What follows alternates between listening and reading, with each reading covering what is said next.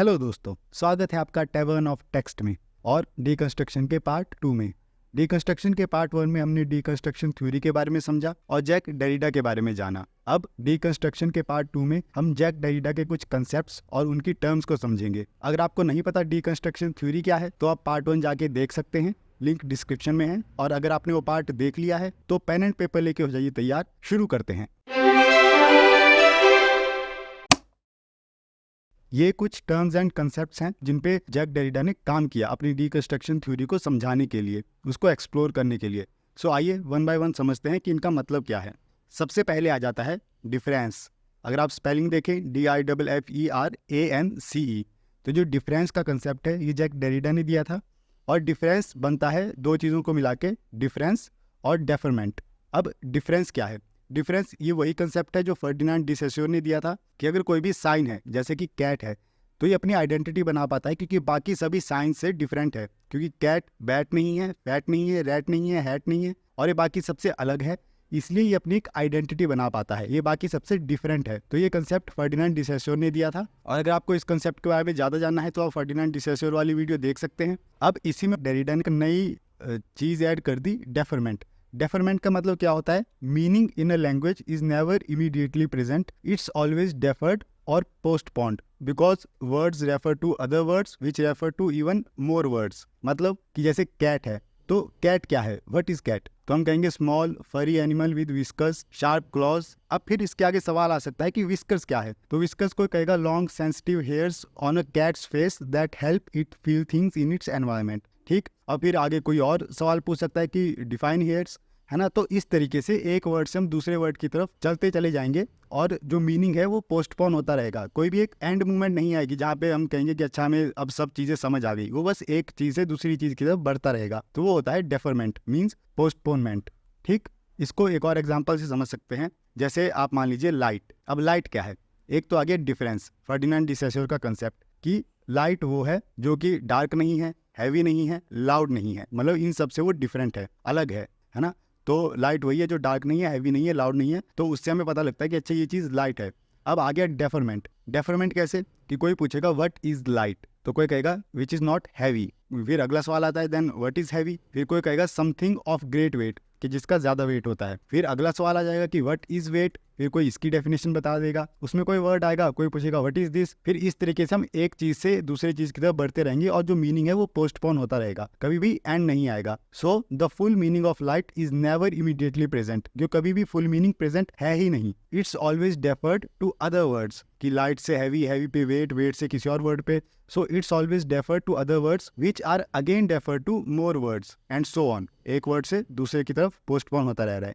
ठीक, तो ये उनका कंसेप्ट है डिफरेंस का, जो कि मिलके बनता है डिफरेंस एंड डेफरमेंट से।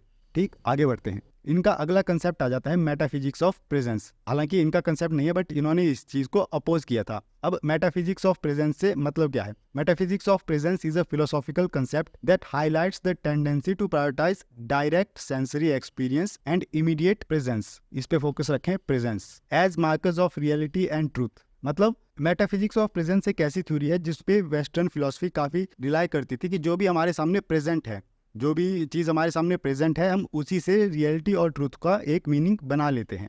ठीक, पर उससे होता क्या है? Which can lead to overlooking the complexities of meaning and interpretations. Now Derrida's work challenges this perspective and prompts us to reconsider our assumptions about knowledge and understanding. तो Derrida ने इस चीज़ को अपोज किया था ताकि हम रिकंसिडर कर सके कि जो भी हमारे सामने प्रेजेंट है उससे हम जो अजम्पशंस बना रहे हैं अबाउट नॉलेज और अंडरस्टैंडिंग वो एक्चुअल में ट्रूथ है भी या नहीं। फॉर एग्जाम्पल आप हिस्ट्री के बारे में समझिए। हिस्ट्री क्या है? हिस्ट्री हमारे पास कुछ रिकॉर्ड्स हैं या कुछ आर्टिफैक्ट्स हैं, कुछ बुक्स हैं जिनके थ्रू हम हिस्ट्री को समझते हैं। बट क्या जो बुक्स हैं उनमें सारी हिस्ट्री प्रेजेंट है? नहीं। बहुत सारी जो हिस्ट्री की किताबें हम पढ़ते हैं उनमें बहुत सारी कहानियाँ, स्टोरीज और पर्सपेक्टिव्स ऐसे भी होंगे जो लिखे ही नहीं गए हैं and they could be just as important for understanding history. मतलब वो भी काफ़ी इंपॉर्टेंट हो सकते थे हिस्ट्री को समझने के लिए, बट वो कभी लिखे ही नहीं गए क्योंकि जो बुक्स हैं वो भी किसी इंसान ने लिखी हैं और इंसान ने जब लिखी है तो ऑब्वियसली उनकी कुछ पर्सपेक्टिव उसमें आएगा, उनकी कुछ इंटरप्रिटेशन उसमें एड ऑन होगी, है ना। और जिस इंसान ने लिखी भी है उसने हिस्ट्री का एक एक सेकंड तो लिखा नहीं है, बहुत सारी चीज़ें नेग्लेक्ट हुई हैं, इग्नोर हुई हैं, तो वहाँ पे एक एब्सेंस है बहुत सारे फैक्ट्स की। तो उन्होंने यही बात कही थी कि बहुत सारी चीज़ें एब्सेंट हैं जिनको हम इग्नोर कर देते हैं वेस्टर्न फिलोसफी में, और जो हमारे सामने चीज़ प्रेजेंट है हम उसी के बेस पे ट्रूथ और रियलिटी का एक मीनिंग बना देते हैं। ठीक, अब इससे होता क्या है, by only valuing words directly present, कि जो हमारे सामने प्रेजेंट है बस उसी को वैल्यू करना, we might miss out on a lot of important information, कि हम बहुत सारी इन्फॉर्मेशन मिस आउट कर सकते हैं। अगर हमारे सामने कोई हिस्ट्री की बुक है, अगर हम उसी को पूरा सच मान लेंगे तो बहुत सारी चीज़ें हम मिस आउट कर देंगे, क्योंकि वो पूरा सच नहीं है।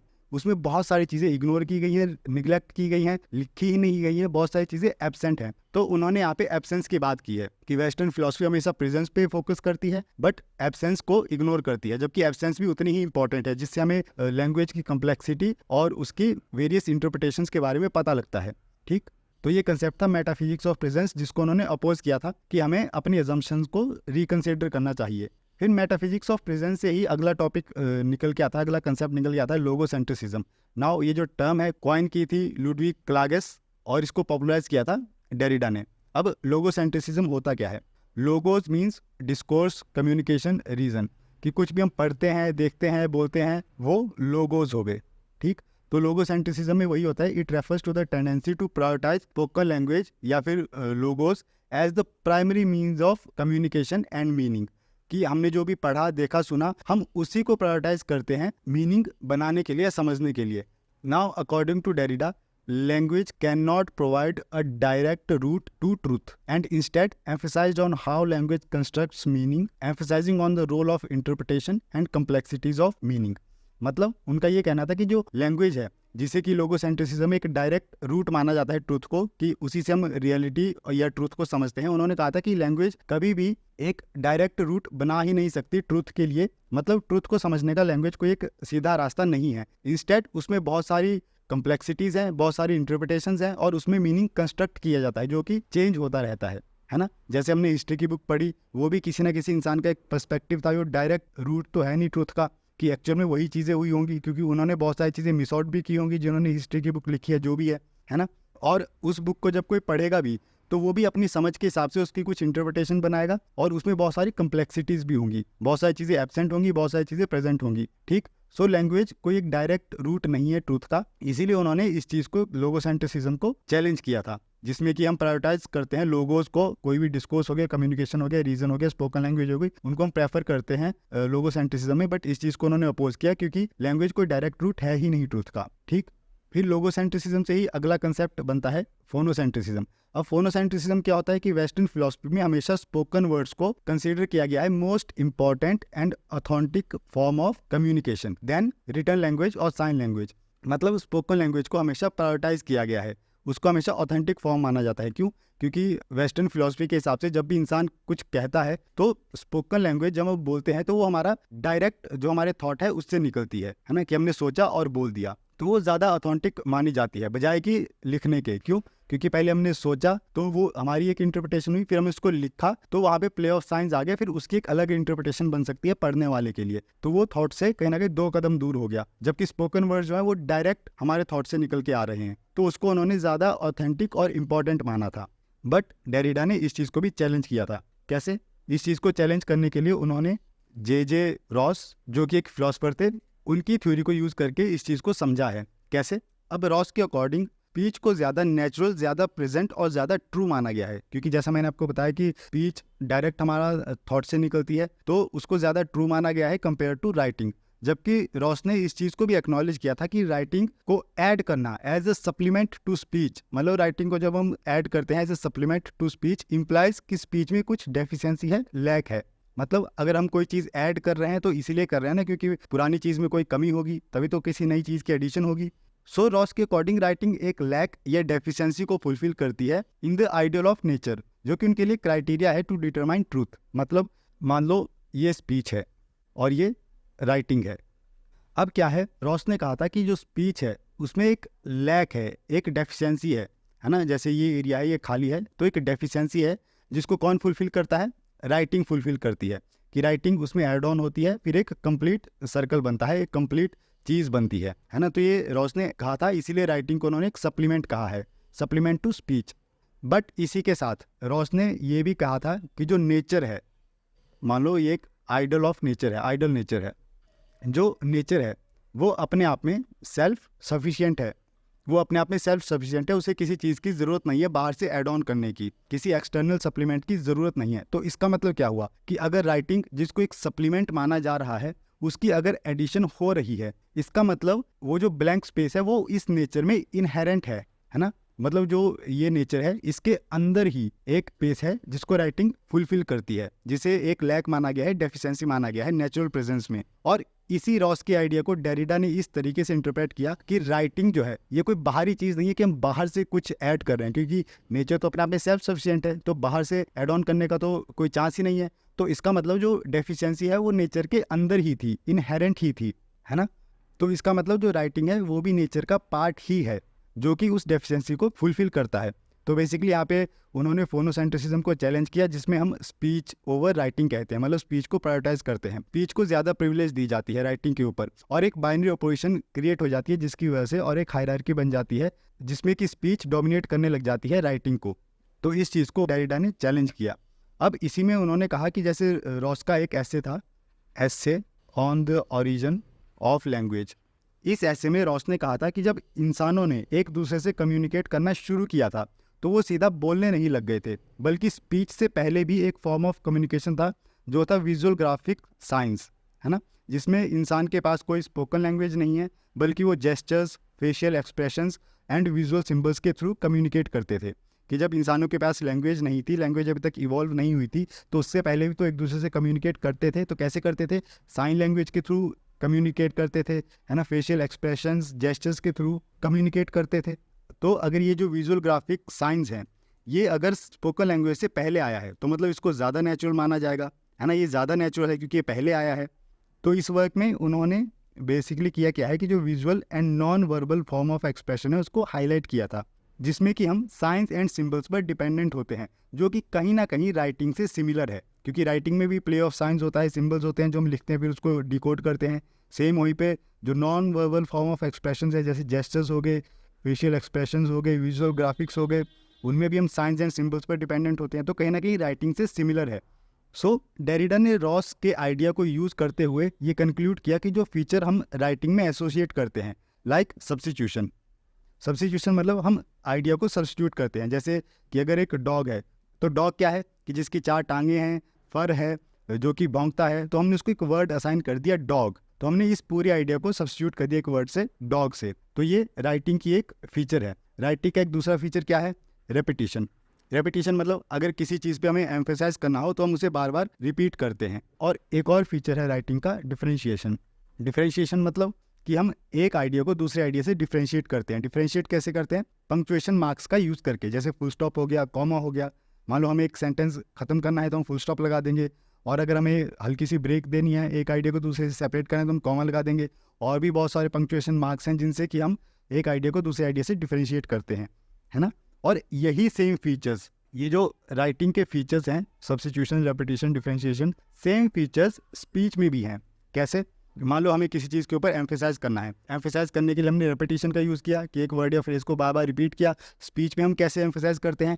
मान लो किसी चीज़ को हम टिक के कह रहे हैं या फिर साइलेंस लेके किसी वर्ड पे प्रॉपर एम्फेसिस डाल रहे हैं, है ना, ताकि सामने वाला उस चीज़ को समझे, तो वो स्पीच में भी आ गया, है ना। या फिर डिफरेंशिएशन हो गया, जैसे हम कॉमा, फुल स्टॉप का यूज़ करते हैं एक आइडिया को दूसरे आइडिया से डिफरेंशिएट करने के लिए, तो वही हम स्पीच में भी करते हैं। जैसे अगर हमें मान लो फुल स्टॉप है, ज़्यादा पॉज लेना है, तो हम एक सेंटेंस बोल के एक पॉज लेते हैं, तो वो फुल स्टॉप का काम करता है। या फिर हम कोई बात बोलते बोलते हल्का सा ब्रेक लेते हैं, फिर बोलना शुरू करते हैं, तो वो कॉमा का काम करता है। तो वही पंक्चुएशन मार्क्स हम ज़िंदगी में भी यूज़ कर रहे हैं, अपनी स्पोकन लैंग्वेज में भी यूज़ कर रहे हैं, एक आइडिया को दूसरे से डिफरेंशिएट करने के लिए। और सेम सब्स्टिट्यूशन उसका भी काम कर ही रहे हैं कि हम किसी आइडिया को सब्स्टिट्यूट करते हैं। जैसे डॉग वाला एग्जांपल ले लिया कि एक जानवर है जिसकी 4 टांगे हैं, जो भौंकता है, उसके फर हैं, एक पूंछ है, तो वो क्या है, तो हमने उसको एक डॉग का नाम दे दिया।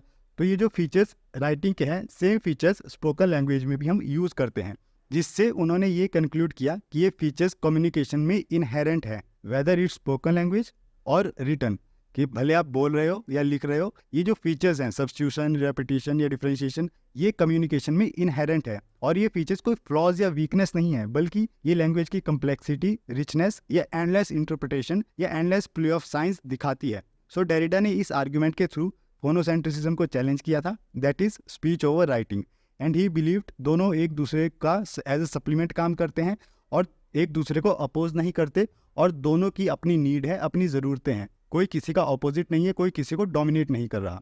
तो उन्होंने फोनोसेंट्रिसिज्म के कंसेप्ट को भी ऐसे चैलेंज किया। अब अगला कंसेप्ट आ जाता है आर्काई राइटिंग। आर्काई राइटिंग क्या है? जो उन्होंने मेटाफिजिक्स ऑफ प्रेजेंस को अपोज किया था, उसके कॉन्ट्राडिक्शन में वो एक कंसेप्ट लाए थे, arche writing. Arche writing challenges the traditional hierarchical relationship between speech and writing, where speech is often considered more superior than writing. ठीक, कि ये भी सेम लोगोसेंट्रिज्म, फोनोसेंट्रिज्म या फिर मेटाफिजिक्स ऑफ प्रेजेंस को अपोज कर रहा है। Now according to Derrida, arche writing is not concerned only with the physical act of writing but also with the whole system of signs and symbols that contributes in meaning making in a language. कि आर्काई writing ये नहीं कि बस physical act of writing है, जो लिख दिया वही आर्काई राइटिंग हो गई, नहीं, बल्कि उसके अंदर जो एक प्ले ऑफ साइंस है, सिंबल्स है, इंटरप्रिटेशंस हैं, कंटेक्स्ट है, वो सब को मिला के एक मीनिंग बनता है, वो सब कंट्रीब्यूट करते हैं मीनिंग मेकिंग में।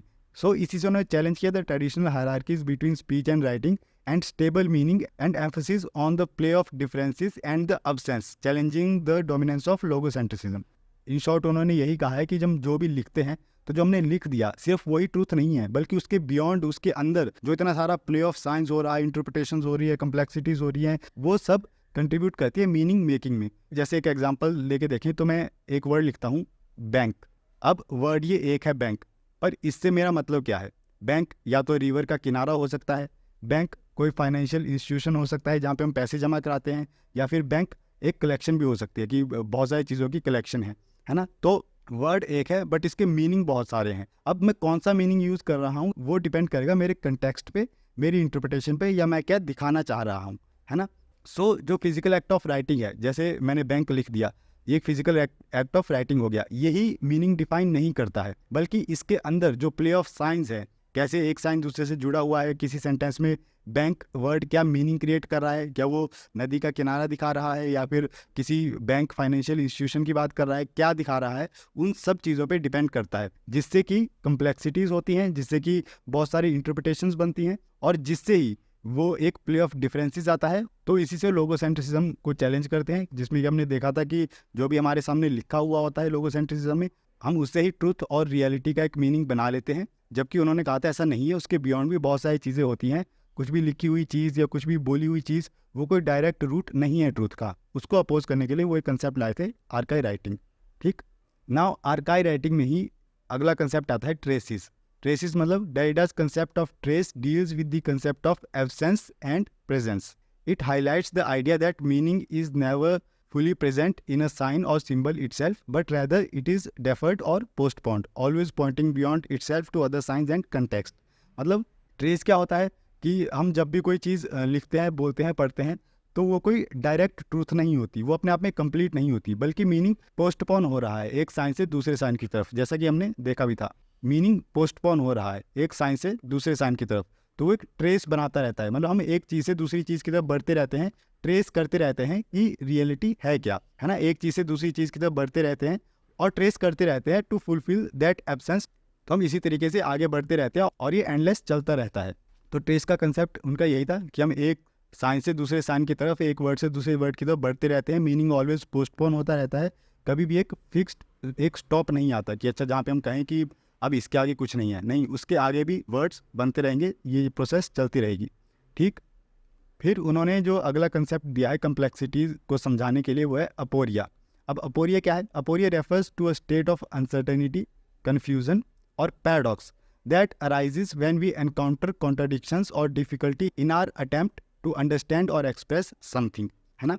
मतलब अपोरिया ऐसी एक सिचुएशन आ जाती है लैंग्वेज में जो कि अनसर्टेन होती है, कंफ्यूजिंग होती है और एक पैराडॉक्स क्रिएट कर देती है।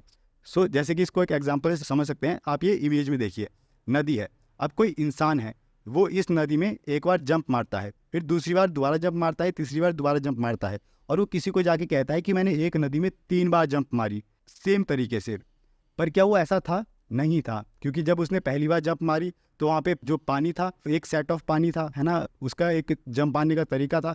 अब जब उसने दूसरी बार जंप मारी तो जो वहाँ पे पहली बार पानी था वो तो बह के आगे चला गया ना, वहाँ पे नया पानी आ गया, उसके जंप मारने के तरीके में भी थोड़ा बहुत डिफरेंस होगा, थोड़ा बहुत फ़र्क होगा। या फिर जो पहली बार हवा चल रही थी वहाँ पे, हो सकता है दूसरी बार तेज़ हवा चल पड़े या कम हवा चले, है ना। तो सिचुएशंस बदल गई, चीज़ें बदल गई। सो वो एक नदी में 2 बार कभी भी कदम नहीं रख सकता, एक नदी में 2 बार कभी भी जंप नहीं मार सकता। हर बार वो नए तरीके से नई नदी में जंप मार रहा है, क्योंकि वहाँ पे पानी बदल चुका है, जो पत्थर की पोजीशन थी या रेत कंकर की पोजीशन थी वो बदल चुकी है ना, सारा माहौल बदल चुका है। तीसरी बार मारेगा तो दोबारा से बदल चुका है। तो वो एक नदी में कभी भी 2 बार जंप नहीं मार सकता। या इसको एक और एग्जाम्पल से समझते हैं। जैसे कि अगर मैं कहता हूँ कि मैं हमेशा झूठ कहता हूँ, है ना। अब अगर तो मैं सच कह रहा हूँ कि मैं हमेशा झूठ कहता हूँ, तो इसका मतलब मैं झूठ कह रहा हूँ अभी भी, है ना, क्योंकि मैं तो हमेशा झूठ ही कहता हूँ। बट अगर मैं ये कहता हूँ कि मैं हमेशा झूठ कहता हूँ और ये बात मेरी झूठी है, तो इसका मतलब मैं सच कह रहा हूँ, क्योंकि मैं हमेशा झूठ कहता हूँ और मैं अभी भी झूठ ही कह रहा हूँ, तो ये सच हो गया, है ना। तो यहाँ पे एक लिंग्विस्टिक ट्रैप बन जाता है कि ना तो ये बात सच हो पा रही है, ना ये बात झूठ हो पा रही है। तो यहाँ पे एक पैराडॉक्स क्रिएट हो गया कि मैं झूठ बोलता हूँ, ना ही ये बात सच प्रूव हो सकती है, ना ये बात झूठ प्रूव हो सकती है ना। तो एक पैराडॉक्स क्रिएट हो गई, एक अनसर्टेनिटी आ गई, जिससे कि हम मीनिंग को बना नहीं पा रहे हैं, समझ नहीं पा रहे हैं कि मैं एक्चुअल में सच कह रहा हूँ या झूठ कह रहा हूँ, है ना। सो उनका ये मतलब था अपोरिया से। Now for Derrida, aporia is not a problem to be decoded but a natural aspect of human thought and language. मतलब ये कोई प्रॉब्लम नहीं है जिसे हमें डिकोड करना है, बट एक नेचुरल एस्पेक्ट है ह्यूमन थॉट एंड लैंग्वेज का। Aporia reminds us to embrace the uncertainties, complexities and contradictions in our attempt to understand world। मतलब अपोरिया बेसिकली जो अनसर्टेनिटी है, कॉम्प्लेक्सिटीज है या कॉन्ट्रडिक्शंस है लैंग्वेज में, उसको एम्ब्रेस करता है in our attempt to understand the world. ठीक। अब डेरिडा का अगला कंसेप्ट आ जाता है फार्माकॉन।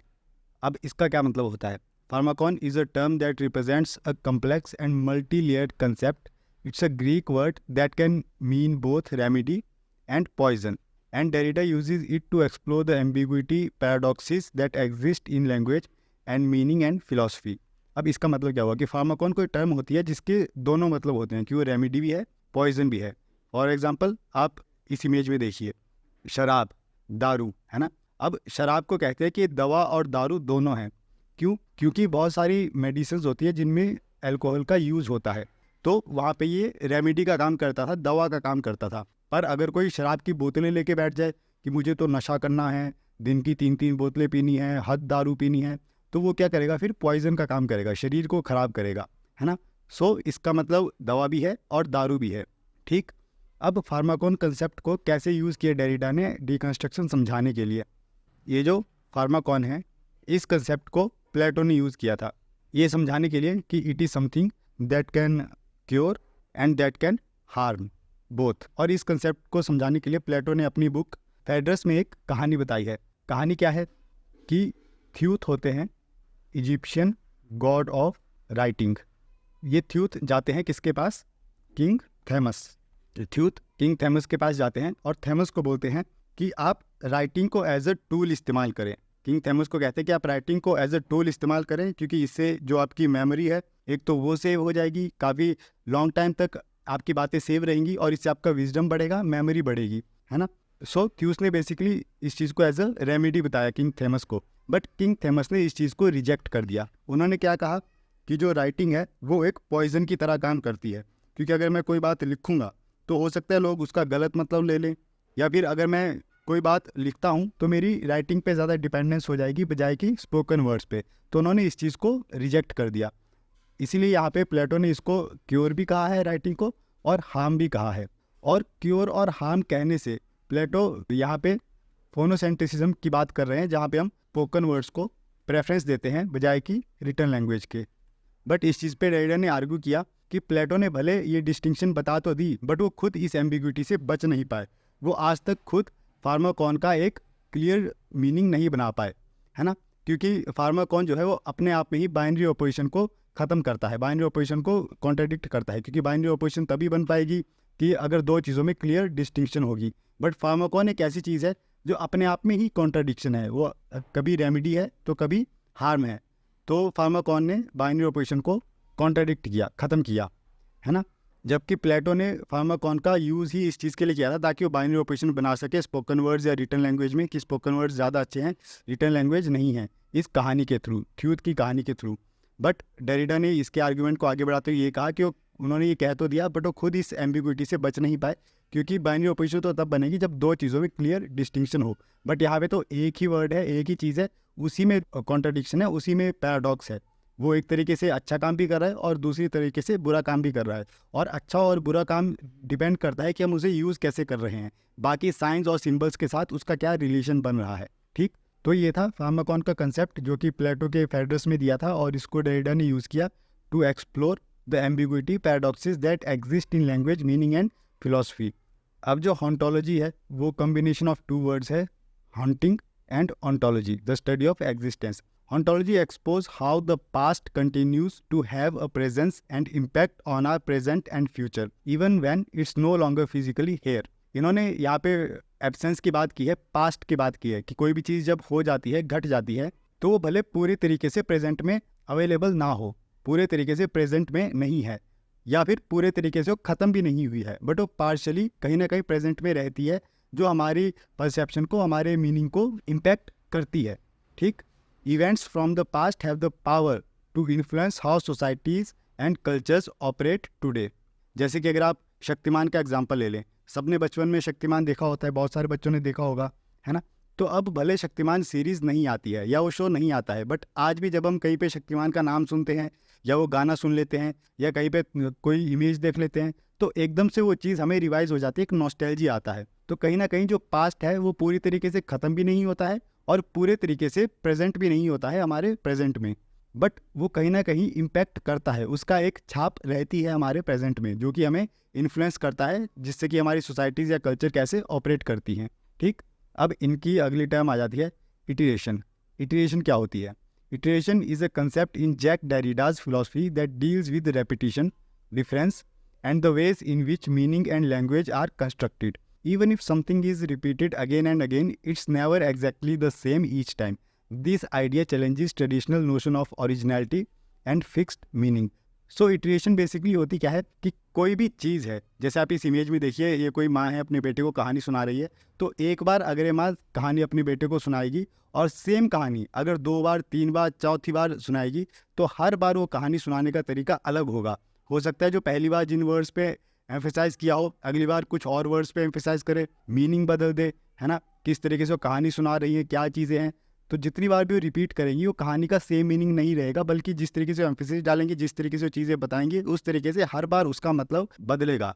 इसीलिए ये जो इटरेशन है, ये चैलेंज करता है ट्रेडिशनल नोशन ऑफ ओरिजिनलिटी, कि ओरिजिनल नहीं है, वो जितनी बार रिपीट हो रही है वो चेंज हो रही है, मीनिंग चेंज हो रहा है जितनी बार भी हम किसी चीज़ को रिपीट कर रहे हैं। And also challenges the fixed meaning, कि फिक्स्ड मीनिंग है ही नहीं, क्योंकि मीनिंग तो हर बार चेंज हो रहा है, जैसे जैसे हम चीज़ों को रिपीट कर रहे हैं तो उनकी इंटरप्रिटेशन अलग हो रही है ना। या फिर जो हमारा नज़रिया है देखने का चीज़ों को, वो बदल रहा है, तो उसकी वजह से जब हम चीज़ें बार बार देखते हैं तो उनका नज़रिया भी बदलता है। हो सकता है कहानी आपने 5 साल पहले पढ़ी हो, है ना, उस टाइम आपने कोई एक मीनिंग समझा हो, अब उसको आप 5 साल बाद पढ़ोगे, हो सकता है इस बार आपको एक नया पर्सपेक्टिव मिले, क्योंकि आपकी भी ग्रोथ हुई है 5 साल में, आपका भी नज़रिया बदला है। सो फिक्स्ड मीनिंग और ओरिजिनलिटी है ही नहीं, इस चीज़ को बताया था जैक डेरिडा ने इटरेशन का यूज़ करके। नाउ कुछ इंपॉर्टेंट पॉइंट्स देख लेते हैं, कंसेप्ट एंड टर्म्स इतने ही थे, इंपॉर्टेंट पॉइंट्स देख लेते हैं। Of grammatology translated in English by Gayatri Chakravorty Spivak, इन्होंने जो इनका वर्क है ऑफ ग्रामेटोलॉजी, इसको इंग्लिश में ट्रांसलेट किया था। The preface of grammatology outlines the structure of the text and tests the theoretical metrics by a reading of Age of Ross. इनका एक वर्क है ग्लास 1974, इसमें इन्होंने कंबाइन किया है a reading of Hegel's philosophical work and Jean Genet's autobiographical writing. अब इस book को इन्होंने 2 कॉलम्स में डिवाइड किया है, जैसे अगर ये बुक है तो इसको 2 कॉलम्स में डिवाइड किया गया है, जिसमें जो लेफ्ट कॉलम है उसमें उन्होंने हेगल की बात की है और जो राइट कॉलम है उसमें उन्होंने जेनेट की बात की है। ठीक, now epigraph to structure sign and play in discourse of human sciences, इसका एपिग्राफ है we need to interpret interpretations more than to interpret things, है ना। इन्होंने ये इसलिए कहा था कि हम जो चीज़ें इंटरप्रेट करते हैं उनसे ज़्यादा हमें अपनी इंटरप्रिटेशंस को भी इंटरप्रेट करना चाहिए, जो कि हमने बात की, रिकन्सिडर की। Now Derrida founded the international college of philosophy in Paris in 1980s, ये जस्ट एक फैक्चुअल बात थी। अब इसके बाद आ जाता है येल स्कूल। येल स्कूल क्या था? A group of literary critics, theorists and philosophers of literature that were influenced by Jacques Derrida's philosophy of deconstruction. इसमें वो थ्योरिस्ट थे जो जैक डेरिडा की फिलोसफी से इन्फ्लुएंस्ड है, जैसे J Hillis Miller, Paul de Man, Harold Bloom, Geoffrey H Hartman, ये सब येल स्कूल में आएंगे और इनसे रिलेटेड भी इंडिविजुअल वीडियोस जल्दी ही इस चैनल पे अपलोड हो जाएंगी। फिलहाल के लिए ये था हमारा डिकंस्ट्रक्शन। पार्ट 1 में हमने डिकंस्ट्रक्शन की थ्योरी के बारे में समझा, जैक डेरिडा के बारे में समझा और पार्ट 2 में हमने जैक डेरिडा के इंपॉर्टेंट कंसेप्ट्स एंड टर्म्स समझे। अगर आपको ये वीडियो पसंद आई हो तो लाइक करें, कमेंट करें, शेयर करें और सब्सक्राइब करना तो बिल्कुल ना भूलें। इसी के साथ अभी thank you and best of luck for your life.